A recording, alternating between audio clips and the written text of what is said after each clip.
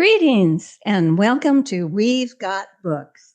We're coming to you from the Dallas-Fort Worth area of Texas, where the drawl is strong, the state huge, and a church and a restaurant are on every corner. Today, I, Ann Green, will be your host along with my colleagues, James Yarborough and Lana Newman-Cruzy. We're brimming with books, ideas, and plenty of fun. Hello, I'm James Yarborough. Hi, I'm Lana Newman-Cruzy. And you can find all the books mentioned here on Amazon.com. And now, Lana Newman-Cruzy is ready to interview author Lori DeJong about her book, Love's True Measure. Grab your cola, coffee, or tea and sit back and enjoy this exciting ride into the literary world. Thank you, Ann. Lori DeJong, it is our pleasure to meet and interview you today. So we'll start with, please tell us a little bit about yourself. Glad to, and thank you so much for having me today. It's just it's a pleasure to meet you both, or meet all three of you. I live in Georgetown, Texas, which is just a smidge north of Austin. I've lived here since 2005 from Arizona, and don't ever want to go back. I'm Texan to the core now. I've been married to my husband for 32 years, and we have a grown daughter and a brand new son-in-law up in Grand Prairie, so up in the Dallas-Fort Worth area. And she's our only child. So just to keep our nest from being completely empty, we have two fur babies, my dogs, Buddy and Lily, who keep me company while I'm writing. We enjoy just being involved in our church, and we lead a couples small group every Sunday night that we've been doing for, I think, almost 10 years now. I think 9 years we've been doing that, and we just really enjoy that. So that's a little bit about me. Okay, well, that's great, Lori. And I love that you are a Texan now. We welcome you. We welcome you.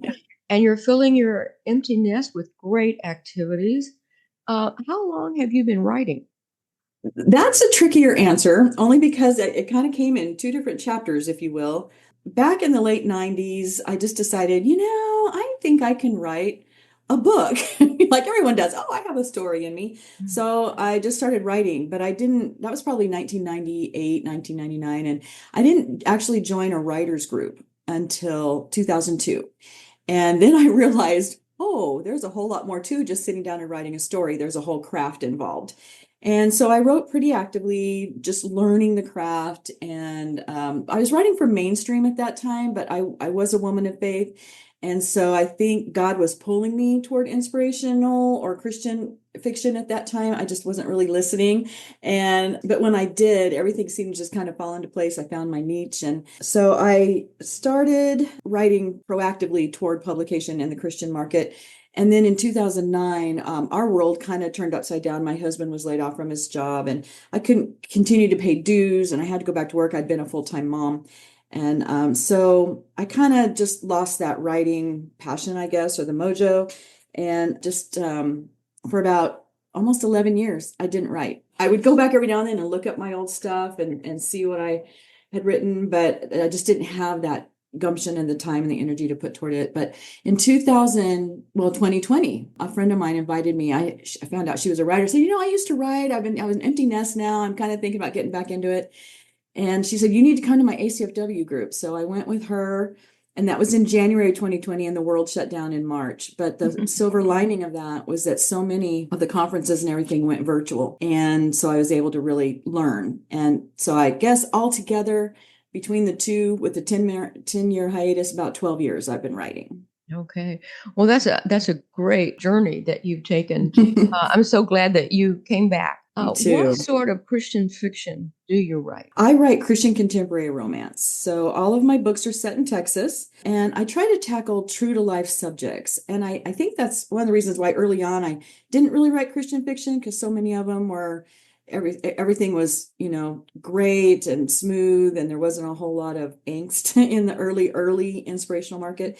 But over the years, we have the Karen Kingsburys and some of these people that are writing really on really tough subjects, and that's what really drew me to it. But I also like to even that out with a bit of a sense of humor. I like for my I love it when someone will say, "Oh, this was a laugh out loud moment for me," and then another writer will say, "Oh, but this other moment made me cry." I love that. I love taking my readers on an emotional journey. So I do write romance, but with I feel I write with giving them true to life obstacles to overcome to find their happily ever after. Okay, that was a great answer, and I love that you include humor too. What is your book's takeaway?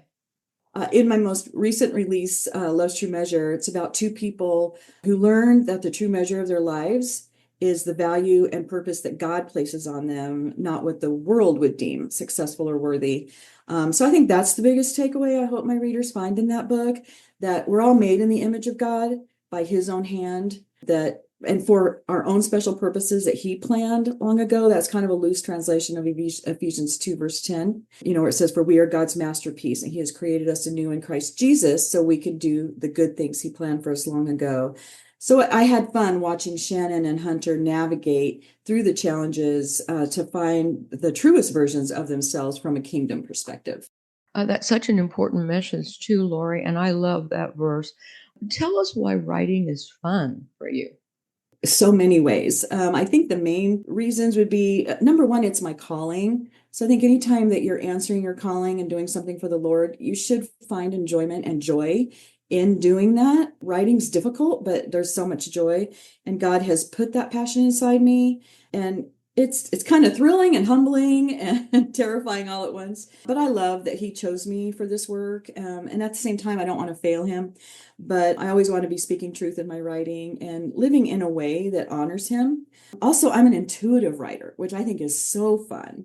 When I'm writing and something happens that I wasn't expecting, which has happened in all of my books, I'll just be writing along and something will just come up. It's just fun. I'll be in the zone just writing and it'll just kind of start writing itself. And I really enjoy that.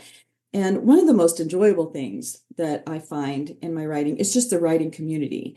Situations like this, just finding other Christian writers and visiting and sharing our stories and sharing advice and mentorship. I love that. I'm just very thankful and humbled to be part of such a wonderful community of people. I so agree, Lori. I also enjoy all the things you just mentioned. Can you give us some details about one of your books? I'd love to. So I've already mentioned Love's True Measure. That's my current one. It's book 3 and the final in the True Calling series. But that entire series is centered on a student ministry. The male protagonist from the first book founded for teens looking for their purpose and value in kind of a crazy world. So that one is a second chance romance book that was born as a homework assignment. Like I said, I came back to my writing in 2020. I took this class and it was a homework assignment. I never intended to write it, but it kind of started bothering me, please write our story. And I gave in, and that became my debut novel. So that was fun. And then I already have some ideas in my head for some novellas from more characters, maybe as newsletter freebies and that type of thing. Okay, I can see your wheels turning, Lori. That's great. And we all love freebies too. Which of your characters was the most fun to write? That's a bit like asking me who my favorite child is, but I will try my best to answer. I have to say probably Shannon in Love's True Measure, my newest release. She popped on the page immediately in book 1, and I just fell in love with her. And I knew from that moment I'm going to do a book on her, and she became my third book. But she's just spunky and full of life, and I just thought I need to dig deeper into Shannon, and that was just so much fun. The way she came to life on the page was really, really exciting to write. Well, she sounds exciting. So tell us who was the most difficult to write? I had two that I kind of had to really pray over and struggle through. The first one was Allie in my second book. She's a born caregiver, which is an Enneagram 2, which is she's someone who needed to help to an extreme, no matter what it cost her. But it also meant that she preferred to be the one handling other people's problems. She didn't want to lay hers on other people. So her arc to learn to really be open and willing to confide, especially in the male protagonist of that book, that was a fine line for me to walk between staying true to who she was and then helping her grow beyond that. And then Hunter in Love's True Measure, the one that just released, he's a workaholic with huge career goals. And I've never, outside of my writing, I never had a job that I was absolutely passionate about. And so that was a little hard for me to write, someone who just wanted to spend 60, 70 hours, 80 hours a week of work, at work. And so he wasn't a believer at the beginning of the book. And I was raised in a Christian home. And so going through his arc of conversion was exciting and fun, but it was difficult. I put a lot of prayer into that. So moving him back toward faith was a challenge. I hope I met successfully. I sure bathed it in prayer. So hopefully. Well, I can't wait to read how you met your challenge, Lori. Tell us about the characters in your newest release. Okay, super. Yeah, I absolutely adore Shannon and Hunter. Every writer I've ever heard talk about the process of writing, they've always said they come to a point where they're kind of just done with that book. They just get to a point where it's like, I just am done with this book. They kind of lost the love for it, the passion. You have that sagging middle that we have to slog through sometimes. And in my first two, I kind of did come to that point in each one, like during my third or fourth edit, where I was like, I'm just kind of done with this book. But Love's True Measure, I never, ever came to that point. I loved writing that book from start to finish, just seeing how they grew together, how they were started out with different goals and stuff in life and just how they grew together. That was a lot of fun. Since you've given us a good look at Hunter, please tell us now about Shannon. Okay. Shannon comes from a privileged background, but she lacked for parental affirmation. She learned very early on that her value came from her name, who she belonged to, and all the wealth that came with it. It wasn't until she became a Christian after a tragic event in her life that she started to understand her value in a completely new way. Still, there was a deep shame that she carried with her that prevented her from letting someone into her life, because to do so would mean that she would need to open that wound. She would need to talk about it. And it was hard for her to do that. So she threw herself into student ministry to help other teens find their worth in who Christ says they are instead of who the world says they should be. Well, finding our true worth can be a difficult journey, but such a necessary one. Was Hunter's background different from Shannon's? Very different. He came from nothing. He has an alcoholic stepfather who kept the family moving constantly because he couldn't keep a job. But he was very, very smart. So he set out to make something of himself, got through high school, got through college, got through law school. He wanted to build himself a stable life, but also he can come across as materialistic because he wanted all these things that were representations of his success. But his goal was, with an eye for making partner. By the time he's 30, he only had, at the beginning of the story, 18 more months to make it happen. But he suddenly becomes the guardian of his 14-year-old sister when their mother is suddenly killed. And so all of a sudden, all of his goals and everything are kind of flipped upside down because he's got to raise this girl, essentially. So that's Hunter's story going into it. Well, thank you for two very interesting characters and great themes. Do you have a favorite Bible verse? I do. I have several, but I think my favorite passage, and this goes back to when my husband was laid off and we had to move out of our house, and we just lost a lot through that whole thing. But Philippians 3, verses 7 through 14, and I won't read them all, but the gist is that we count everything as loss for the purpose of knowing Christ and experiencing life with him. And verse 10 from the New Living Translation, it comes right out and states, I want to know Christ and experience the mighty power that raised him from the dead. And then it goes on, it continues with how we suffer as he suffered, so we can also know the victory that he experienced.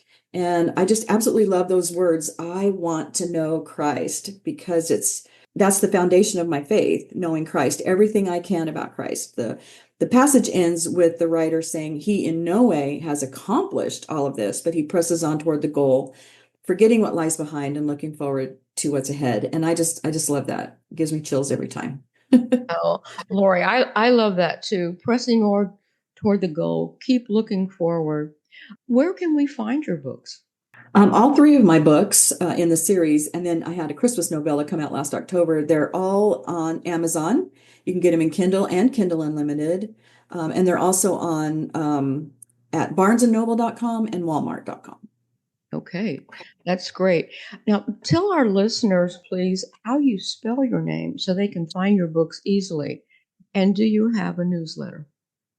I do have a newsletter, and my name is spelled Lori, and the last name is DeJong,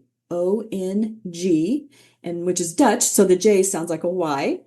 And I do send out a monthly newsletter, just tidbits about my writing life, my personal life, book or author recommendations, and I always have a giveaway, and they can sign up for that at LoriDeJongWrites.com. Okay, thank you.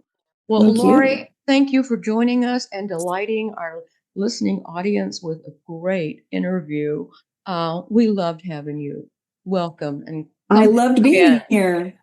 Thank you so much. Once again, the time has sped by. So we must say goodbye from deep in the heart of Texas and hope you've enjoyed your time with us as much as we enjoyed having you.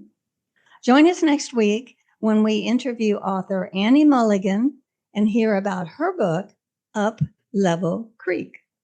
I'm Ann Green with James Yarborough and Lana Newman Cruzy saying goodbye for now and read a good book for education, a boost in your day, or just for pure fun.